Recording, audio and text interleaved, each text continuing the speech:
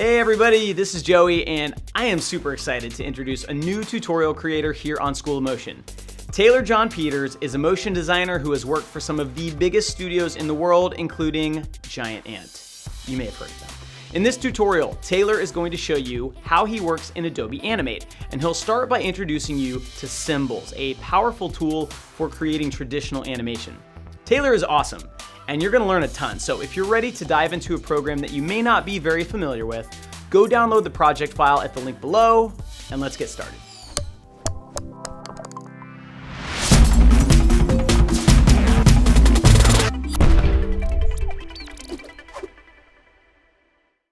What's up, everybody? Let's get into this. First of all, I'm just going to show you a couple of demos, what symbols can be used for in Flash, and then we can go into making symbols, and then I'm going to open up a project file that I have with a character, and we're going to start moving towards making a little bit of a rig for a person's head using frame selector option, or frame picker rather.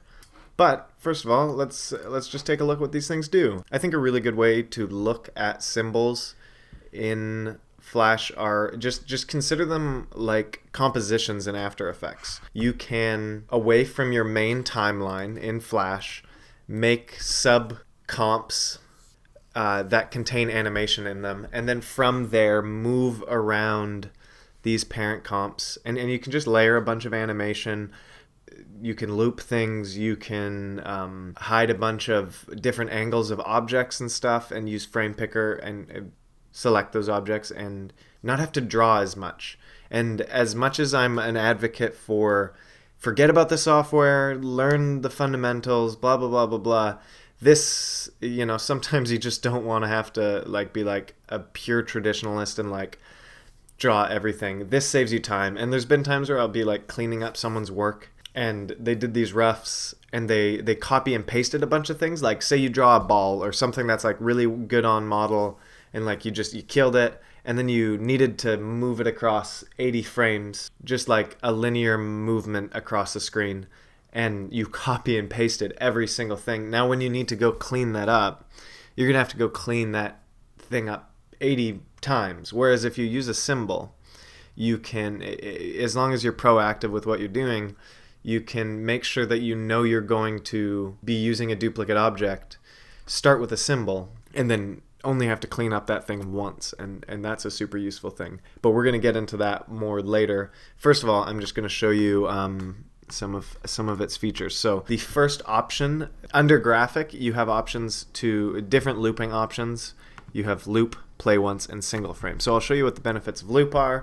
I'll just play these two lovely GIFs. Well, I mean, they're not GIFs, but looping animations. I have a flag that loops, and then I have a bush that gets blown over and then comes back and loops. So, I mean, right off the bat, you can see that this would be useful if you were trying to populate an environment with a bunch of bushes. Wow. And so basically the way this is working is you have a symbol, and that symbol is filled with an animation. You can have as many layers. You can do everything that you can do in the normal timeline, just in the symbol. And then when you move that symbol, now all of a sudden you have this composition, if you think about it that way, that you can move around, scale, and kind of do anything you want with. You can actually animate it outside of that comp if you wanted. It's incredibly useful. And with these loops, you can, of course, change the start frame. So if we have that one start at 2, and then we'll move one to start at 4, and now we have a nice bit of offset animation in there. And you can really build up off of this really easily. And then the loop is just of the flag is just a 10-frame loop. Loops perfectly. Yeah, and you can animate it. You can animate the symbol, you can scale the symbol, you can do everything. Skew it.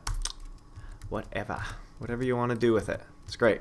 And I'll get into more depth on what the benefits of all these things are in a second. Besides looping, there's a single frame playback where this is really good for things that are like responsive. And what I'll show you are two explosions and a dust cloud. If you have something that needs to react and you just want it to play once and then be done, that's what this does. It'll play your frame and it stops. It just won't loop again. So that's good if you have, I don't know, something fall. Oh, whoops. If you had something fall and you just wanted a dust cloud at the bottom of it, you can just boom, and you can move them around. Again, duplicate them. You can transform them, flip them, which is super useful because here, if we have this explosion, look at that. Cool. So play once will go through your animation in your frame. So this is a 10 frame animation. It'll play the 10 frames and then it'll stick on the last one. So if I went into this and on my last frame you can see it's blank, if I drew a squiggly, it's going to stick on that squiggly line. So just be aware of that. Cool. And then the last one is called single frame. So it was kind of hard for me to figure out how I wanted to do a demo with this. Single frame is exactly what it sounds like. So inside of this I have 4 mouth shapes. And if this was set to loop or set to anything else, it would kind of just spam through these. But right now, it's stuck to nothing. And so the benefit of this is, I mean, the best use case I could think of is a mouth. And we're going to go in with the face rig. I think I'm going to primarily focus using the single frame option because it's just what we're going to do. And so with the single frame option, you actually have this lovely window under Windows. It's called Frame Picker right here. And you can see all your frames that are within the symbol, and you can pick the frame. And it's really great because if at 10 frames I want him to open his mouth, you can do that. And there's this little checkbox here that says Create Frame, and that'll make sure that whenever you click on a new frame, it'll make a new frame for you automatically, which is nice. So this is really good for lip syncing or whatever. There you go, beautiful.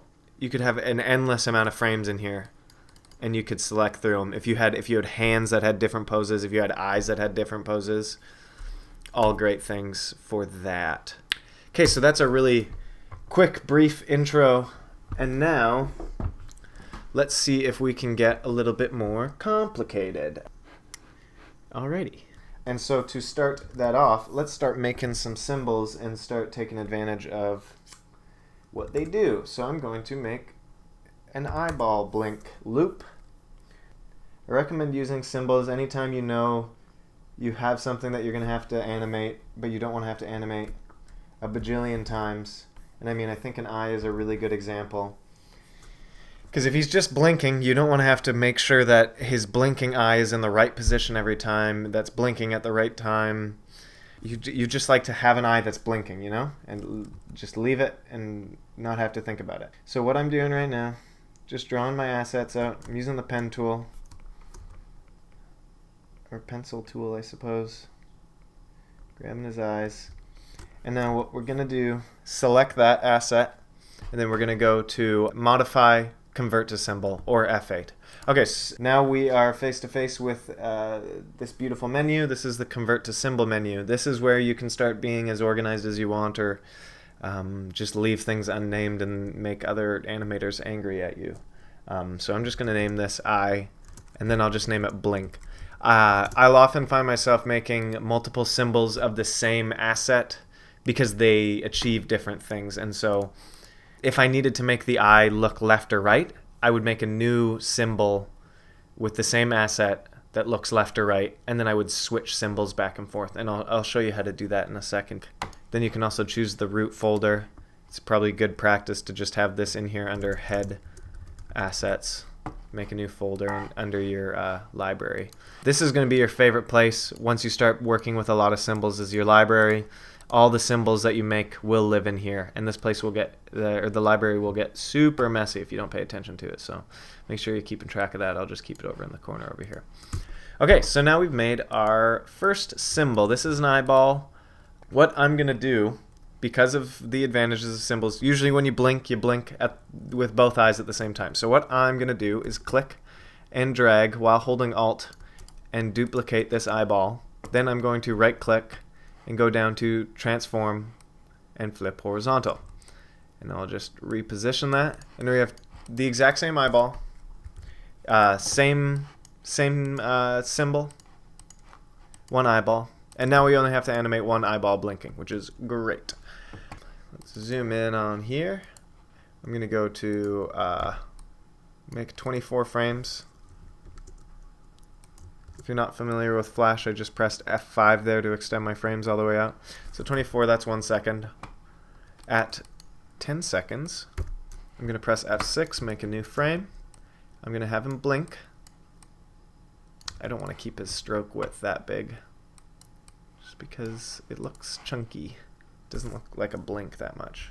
Well, I mean, it kind of does. But why would his closed eye look like the same size as his opened eye? Okay, so I'll just half stroke that. There you go. A lovely blink. And then I'm going to alt drag this frame over here. And then I'm going to press F6 again to set up my easing. Blink. I'll have this almost fully open. So there you go. And so when we press play here, this should just be a super simple blink. Nice. I'm just going to go and make sure.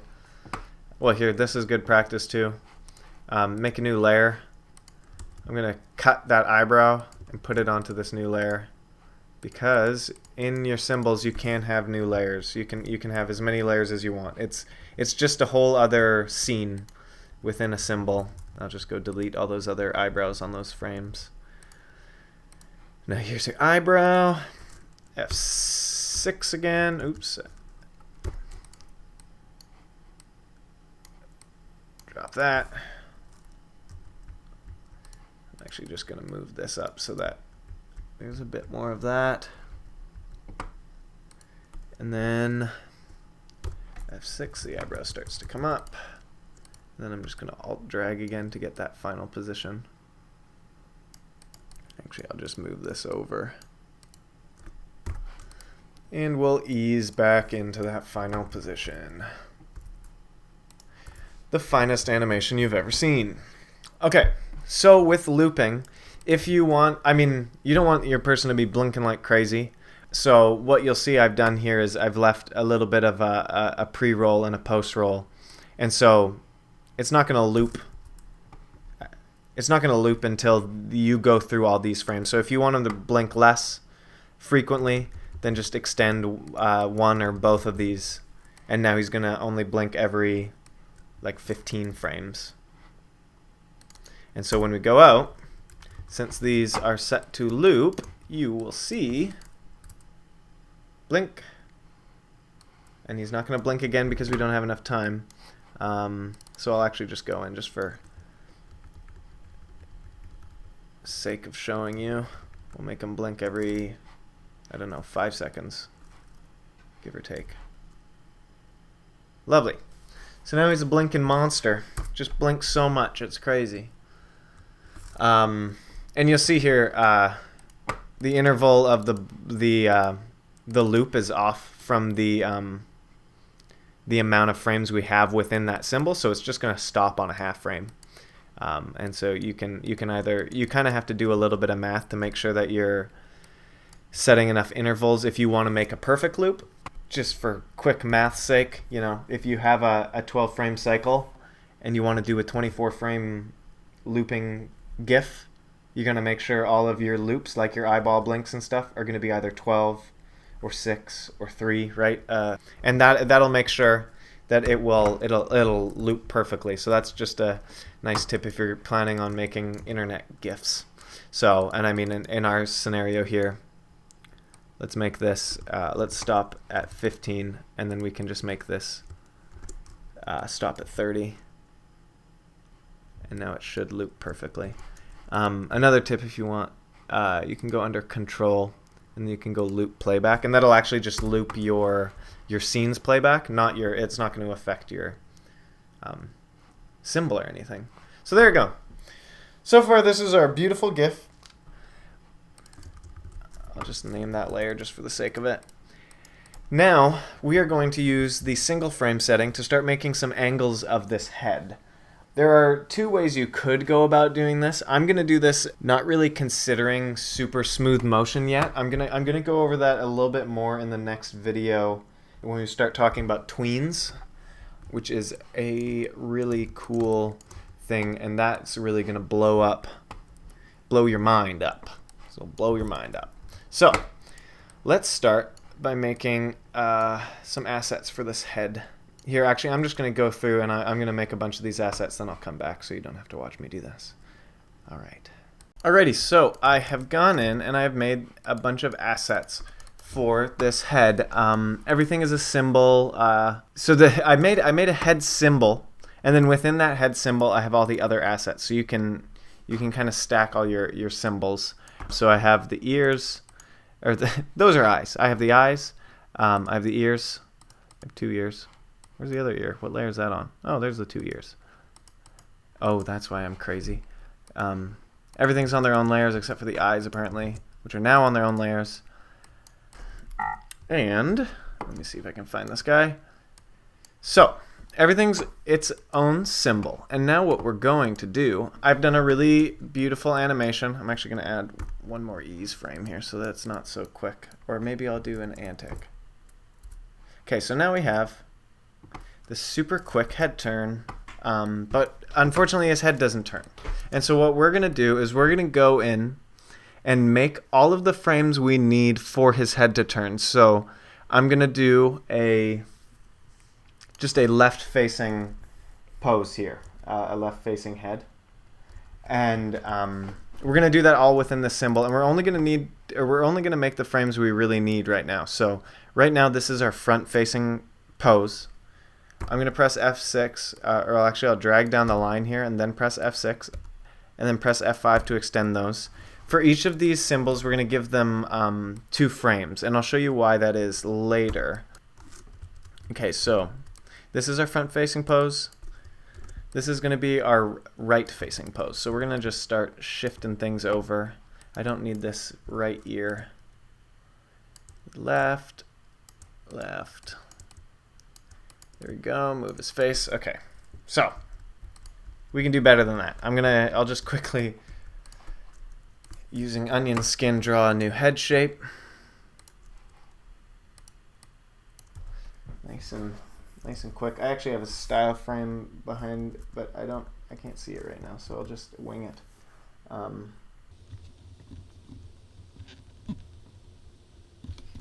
Almost. Okay, beautiful. Best drawing I've ever done. Set that to black. Next thing we're gonna do, shift these eyes over. I actually have this nose set to single frame, so what I'm gonna do is within that, I'm going to go over to a new symbol, or a new frame within the nose symbol, and I'm just gonna draw out what the nose should look like too. And what's nice about symbols is you can go in and you can do all this rough drawing, and then it's very easy after the fact to go back in and just clean up the one nose. Because now I have this nose for the front and this nose for the right angle. And I'm going to go to my frame picker here, and I'll just set it to my right angle nose. And anytime I use this right angle or this symbol, I only have to clean up this right angle nose once, which is great. It'll save so much time. Okay, so now we have our right angle. I'm actually going to do the same for the ear. Just go F6, delete it. And I'm just going to make it open up.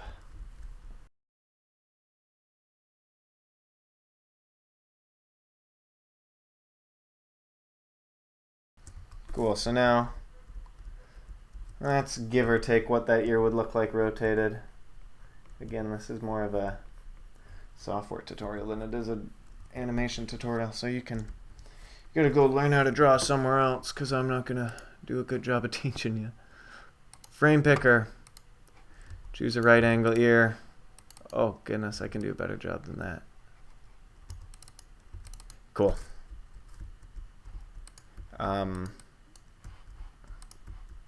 Turn off onion skin. Great. Okay, very simple. turns his head left. And then you know what? If we want to turn his head right, just in case, we can duplicate these. Select them all, right click, transform, flip horizontal, which is, oh sorry, out of my recording screen. Transform, flip horizontal. Great. Okay. Try and keep everything centered when you're doing that, which mine is give or take. Now, you will see in a second here that my symbol is set to loop. So when I play this, he's just going to be going all over the place. But here's a quick way to fix that. There's an option here at the very bottom called, see if the tooltip will open up. I think it's just edit multiple frames.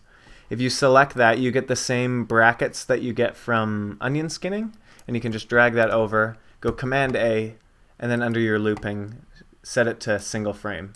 And then I would just go under first, just put 1. And so now they're all set to the first frame. Okay, great. That was pretty easy. So now we still have that same ugly animation of his face not changing at all. And he just moves to the left. So now we're going to go in. I think it would be nice to have him antic to the left and then go down. I'm going to make a blink frame, and then he's going to settle to the right. And so you're going to see why I left those 2 frames right now. So here's our initial frame. I'm going to go over to the right. I'm going to deselect create keyframe because I don't want to make any keyframes outside of this nice timing that I have set. I am going to click 5 where he looks to the left, and then I'm going to go forward, forward, and then for these last 2, let's select 3, and let's select 4. So now, great, super snappy, a little bit too snappy. I think it's pushed too much. So the reason why I left these extra frames is for easing. So there's as I said earlier, there are a couple of ways that you can do this, and I'm going to go into using synchronized symbols in the next video. Synchronized symbols is going to be where you actually animate your full action within a symbol and then move that symbol. The way that we're doing this is more like a rig where inside of the symbol you don't actually have any finished animation. You just have a bunch of keys that you can kind of pick and choose from, like I don't know what a good example of is. This way is more like you get to choose from a toolbox of angles and keys and everything. And then the other way is where you actually have to do a full set of animation. And so, there's benefits to both, and we'll see that in the next video. But for now, what I'm going to do is I'm going to take this right turned face, and I'm going to set another keyframe here. I'm going to press F6, and then I'm going to go back to the 1 keyframe, and I'm going to move everything over a couple pixels. And so what this is going to do is create our easing. And what you'll see is if I switch to the next frame, you can see that everything kind of settles in. We could do the same. We can do the same with the base of the head. I'll squish the face over using Q for free transform. And now, there, he kind of settles his face in. Oh, actually, here, I pushed it too far. I'll bring it back. So there you go. If that makes sense, we can move back over. What I'm going to do first, though, is I'm going to actually just grab this and do the same for the left-facing pose. Couple pixels over, couple pixels over, couple pixels over, etc. Grab base like that. And I mean, if you play that, it's kind of fun. Moves his head back and forth, but it's not real animation. You're just using those frames as a part of it. So now what we can do is we have him go to the left. Instead of grabbing that full left frame, I'm going to go back, find my frame picker, which wants to keep hiding on me. I'm going to go pick, oh, whoops, sorry. I'll pick 5, which is less far over, and then go down. Instead of picking 6, we're going to pick, oh, sorry, we're going to pick 3, and then the next one is going to be 4, and it's really subtle. And now I'm wondering if I should push it. Yeah, so from 3 to 4, it's pretty subtle, especially with such a broad movement. So what I'm going to do is I'm just going to push it even further so that we can actually really see that happening. Okay, so now, there you go. Now you can see that a lot better, and it's actually easing into that final position. And then the next thing I'm going to do, well, actually, so I guess the lesson from here is now when you start building a rig like this, I know that this antic is too aggressive. I want a more subtle one. So now I can go back into this comp where I have all these poses, grab a good base pose like this first one, duplicate it all the way to the far right. You can kind of move it around. I think it's a good practice to keep things organized. So having blank frames like this can just like create separation, because again, like you're never going to do the playback within this. Like this isn't going to matter. You're just taking the frames from this symbol. And so now I'm from here, I'm just going to make a really subtle antic phrase where where I just shove his eyes up. And so you just start making these frames with the animation in mind. So this is kind of funny. He's going to shift his head over in his mouth. And now we can go back out on this antic frame instead of choosing that full left. You can see here in the frame picker you have this really big list of choices you can choose. And so now he's actually just doing a nice subtle look up. And now we're going to make a new frame for his look down. Again, actually, you know what? Because I gave myself extra frames here, I'm just going to go F6 here. I'm going to squish his nose down, squish his mouth down, squish his ears down a bit. And then actually, this eye symbol I have is just an eye graphic. I'm going to go in, make sure that these eyes are actually set to loop right now. I'm going to do that same edit multiple frames, make sure everything's set to single frame so I don't have any funny glitches. Now I'm going to go into this eye. And I can actually, well, we already animated that eye loop earlier, and so I'm just going to use the loop from earlier, but we'll just do single frame and go frame pick out of it. And I'm just going to go and select the closed eye.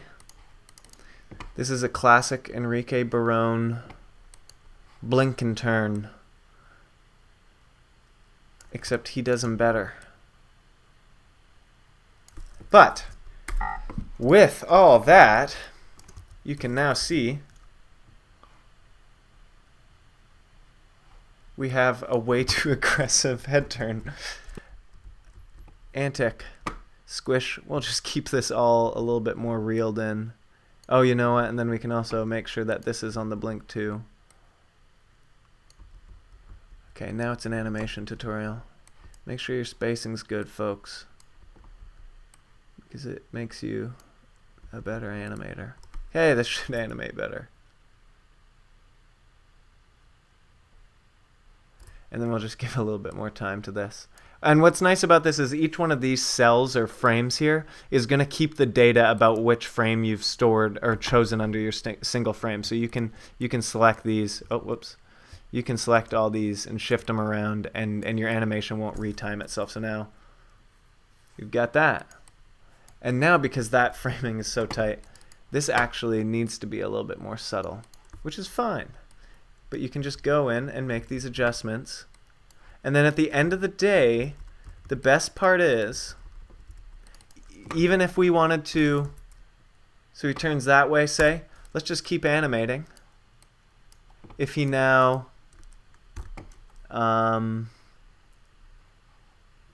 blinks again, and now looks the other direction, we are still only using the frames from the original symbol. So you're not actually going to have to clean up any more frames. So if we go in, oh, see that? What was that? If we go in,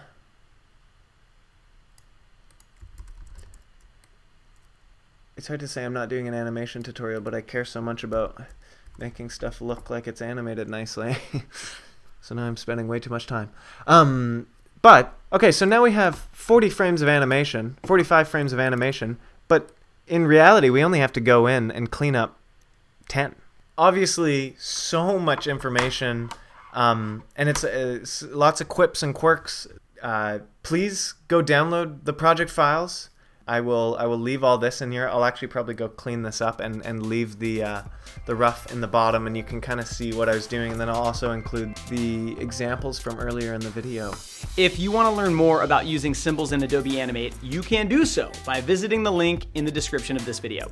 And of course, if you really want to take your animation skills to the next level, go check out our courses page at schoolofmotion.com. We've partnered up with some incredible artists to teach you the skills that pay the bills as a motion designer. And that's it. We'll see you next time.